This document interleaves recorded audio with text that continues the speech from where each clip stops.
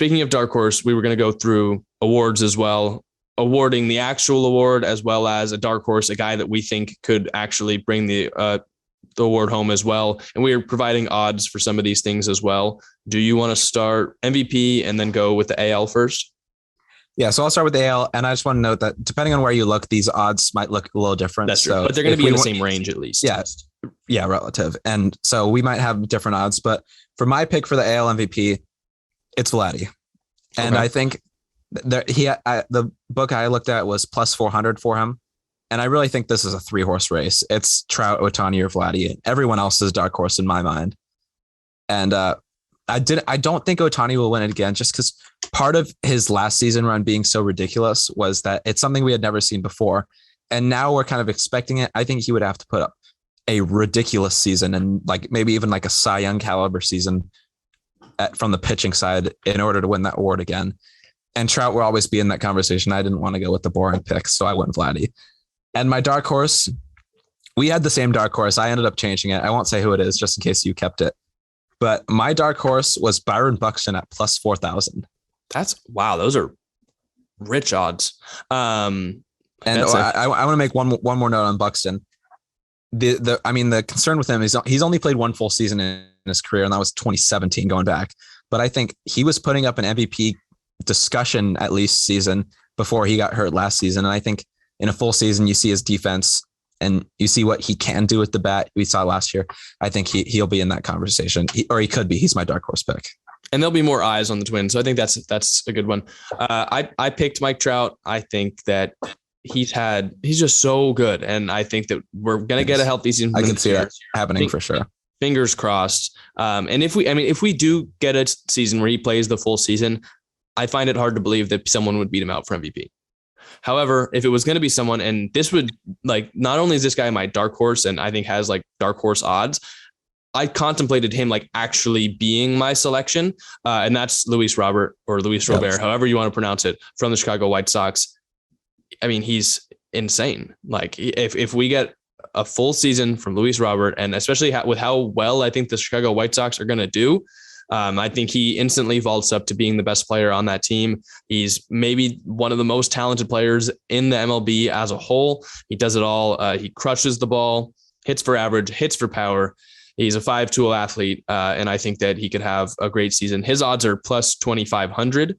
So as opposed to Mike Trout's plus 400, I think that would be a pretty good bet. If I was going to Vegas to lay down some money, I would throw some on Luis Robert at plus 2,500. I also put a couple honorable mentions just because there were just too many names. Wander Franco and Kyle Tucker, two guys I think with good seasons could bring home the award. And we were talking about we wanted to keep our picks record and award picks a secret, but I was talking like we were on phone a few days ago. I was like, I know who my dark horse AL is. You go, me too. We we're like, what division is he in? The AL Central. Yes. What team? The White Sox. I said what city? What position? Oh yeah. What city? I was like, what? And then we're like, what position? You're like, well, there's only one guy who's a pick. And so we had the same. So I ended up changing it just for fun. But I like you said, I think Luis Robert can most certainly bring home that award. Yeah. In the NL, I had Ronald Acuna Jr. bringing home the award. His odds right now are at plus 800. It was between him and Soto for me. And I think it will be between him and Soto for me for a very long time. And the reason I went with Acuna is I think A, there will be more eyes on the Braves, which always helps. And B, Juan Soto had one of the best seasons like I've ever seen last year, and he still didn't come home with the award. So I struggled to believe that he can do very much better than that. Like that, his season last year was insane, and he still wasn't awarded the MVP. So I think it goes to Ronald Acuna this year.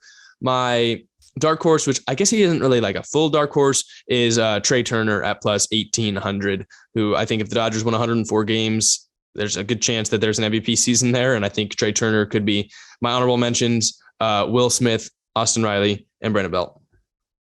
Oh, Will Smith. I don't know.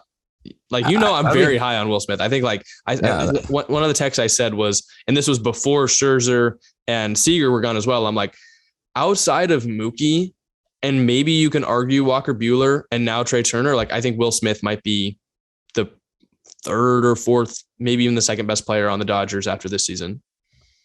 Interesting. And I didn't pick Acuna just because he's not coming back until a month into the season. So he's going to have a insane run, and he might not fully be healthy. So I was hesitant to pick Acuna. Well, he's looked Acuna good in batting practice so far. Like, no, that's true. But I think he'll just have to put up an insane season for coming back a month late. And they can also use him, I think, as a DH when he comes back, like in the first couple months, which is huge. I have heard that. But I didn't want to go Juan Soto, and I think Acuna can win it, and Juan Soto obviously will. Or I think Juan Soto might end up winning it, but he's not my pick. My pick, I went Mookie Betts. I think he goes back to MVP caliber. He's at plus 900, so I mean, he's not he is one of the favorites, but he is not the favorite by any means.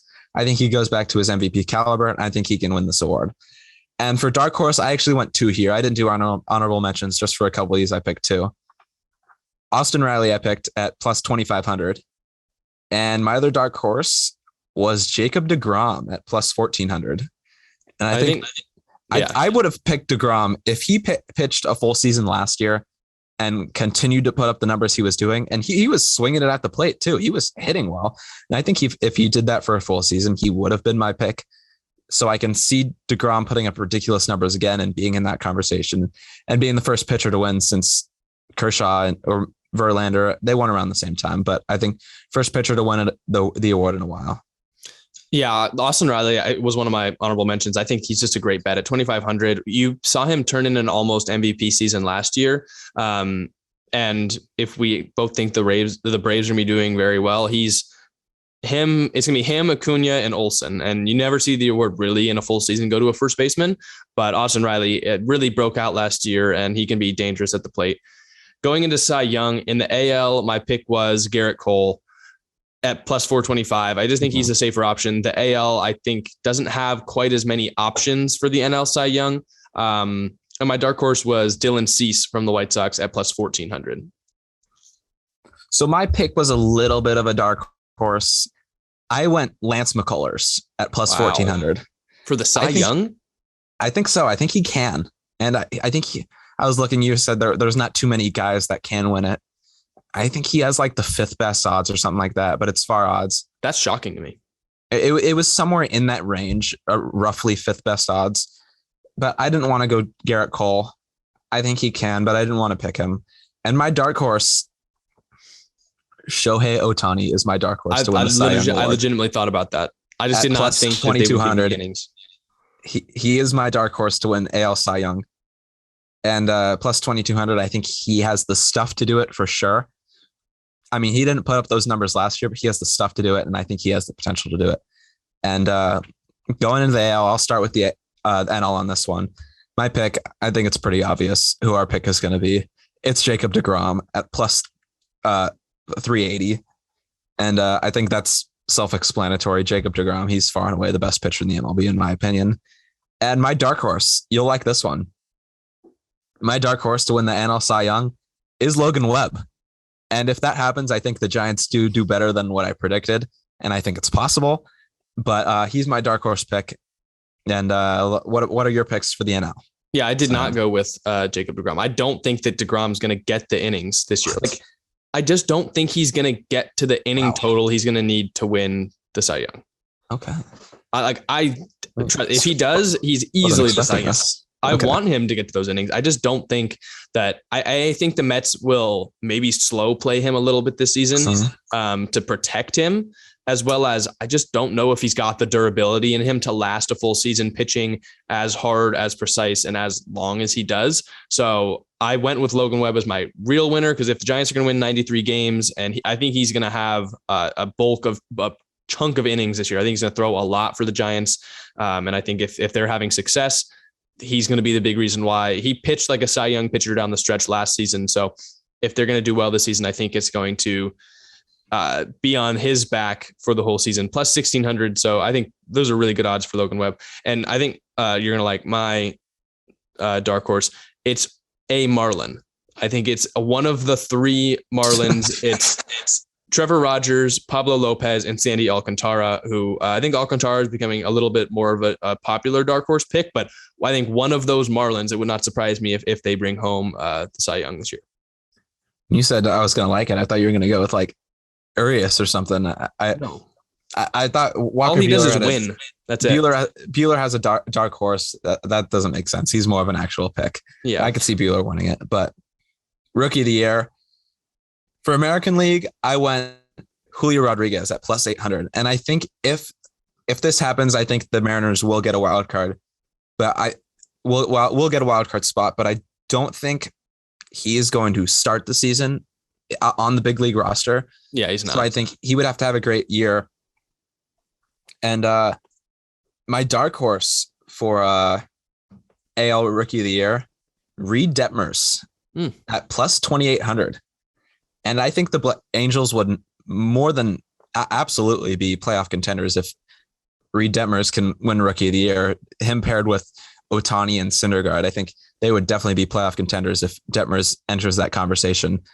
And I'll let you take the NL or AL rather. Yeah, I also have Julio Rodriguez. You're right. He's not going to start the season in the MLB, but he's going to win an MVP one day. I'm pretty confident in that. And so I think he could be a lot like Wander Franco, come up, and even like Wander Franco came up late in the year and still came in second, or did he come in third? I can't quite remember. But if we had gotten like a month more of Wander Franco, I think he would have won the award. I think Julio Rodriguez comes up earlier than Franco, and I think he makes almost just as much noise. And if he can especially do that and bring the Mariners towards the playoffs, that could be a big narrative for the award. My dark horse was Grayson Rodriguez, who is regarded by many to be the top pitching prospect in baseball for the Baltimore Orioles. His odds, I was so surprised to find him down the board at plus 3,500. So he would slot in as, if he comes up and he's what people think he is, he's easily the 1 or 2 starter on the Orioles. And I think if he has success, plus 3,500, those are pretty great dark horse odds. I can see that happening for sure. In the NL, I picked O'Neal Cruz. I think he has the best odds. He's at plus 300. Yeah. The place I found was plus 350, but he was my pick as well. And then for my dark horse in the NL, take a guess on who you think I picked. I don't know. It seems like it would be a Dodger at this. No, it's not. It's not a Dodger. I don't know who is it. Camilo Doval. He's on my dark horse list too. Really? I picked two. I picked two at the same odds, Alec Thomas and Camilo Doval. So both in the NL West. But I don't want to sound like a homer, but he was one of the best closers down the stretch of the year last year. And if the Giants are winning 93 games, like I think they will, it could be a big reason for it. And there really aren't that many. Outside of O'Neal Cruz, there aren't that many great picks, I don't think, in the AL. Alec Thomas could come up and be productive for the Diamondbacks. Even Joey Bart has better odds than Camilo Doval, and I was like, I don't really see why. Camilo Doval has already proven he can be one of the best closers in the MLB, and I think it's tough sometimes for a reliever to come in and win the award, but at plus 1,800, I felt like I had to include him on the list. Yeah, I think so. You also had O'Neal Cruz winning. Yeah, I did. He's insane. Have you seen his spring training highlights? Yep. He plasters the ball 113 miles an hour. We saw him come up last year, and his first at bat hit a ball over 110 miles an hour for a home run. I think he's going to get a lot of playing time at shortstop for the Pittsburgh Pirates. So yeah, I'm pretty confident in O'Neal Cruz, and he's kind of everyone's pick right now. But that was outside of him, Garrett Cole, and Trout. I did not go chalk on too many of these awards. I used to say Acuna a little bit too, but I think O'Neal Cruz is one where I'm pretty confident in that one. And getting into manager of the year, this one is we didn't do dark horse for this one. I do have a dark horse for the NL. Okay, but I just want to mention, but AL, I had trouble picking this one, but I'm gonna actually switch mine. You don't know who I picked, but I'm gonna go with Charlie Montoyo for the Blue Jays. I think the Blue Jays have a great regular season, and like I said, they're still a year away for the playoffs in my mind. But I think he wins the award for the AL and the NL. Dave Roberts, even though I just don't see anyone else winning it based off my record predictions. But I do think Bob Melvin can win the award for the Padres if he leads a Tatis-less team for a little bit. and into a playoff spot, I think he can win the award as well. I'm in the AL. I also went with Montoyo. I just did not want to give it to Tony La Russa. And he was my original pick that I'm changing off now. I'm not sure the writers would want to give it to Tony La Russa. And I think especially because the Blue Jays will have to fight so much more to win their division. I have them 2 wins under the White Sox, but the White Sox are going up against the Twins, the Guardians, the Tigers, and the Royals, as opposed to the Rays, Yankees, and Red Sox. So I think that would net Montoyo the award. I also have Dave Roberts. Because they're the only team I have winning 100 games, they have 8 more wins than the next best team in the MLB in my predictions. And there really isn't a team in the NL that takes a huge step forward. Yeah, you can say the Mets, but again, not really sure the writers would want to give it to Buck Showalter. And the Bob Melvin thing, because Jace Tingler did not win the season that they in 2020, it made me think that I just don't really think that Bob Melvin would come home with the award this year. I know that the Marlins made the playoffs that year, and it was pretty surprising. But I thought what Tingler did in 2020 was fantastic, and the fact he didn't win the award, I just think it'll go to Robertson. I was looking; he's won once. It was in 2015. So Roberts? Yeah, I thought it was 2017. 2017. Okay, it was one of the odd years, but I mean that's 5 years ago now. So it's not like they're going to shy away from giving him a second award, especially if he's this much better than the rest of the MLB. Yeah, we'll come back to these award picks at the end of the season, see how we did and a record as well. We'll probably come back mid-season too. I feel like it's such a long season that is true. We can come back to it, revise them maybe. We'll definitely come back. I'll come back to this a few times, see how I'm doing. But and then we'll award some fun awards at the end of the season. We'll brainstorm that throughout the season, but get excited for that. And now, do you want to introduce our new segment that we mentioned at the top?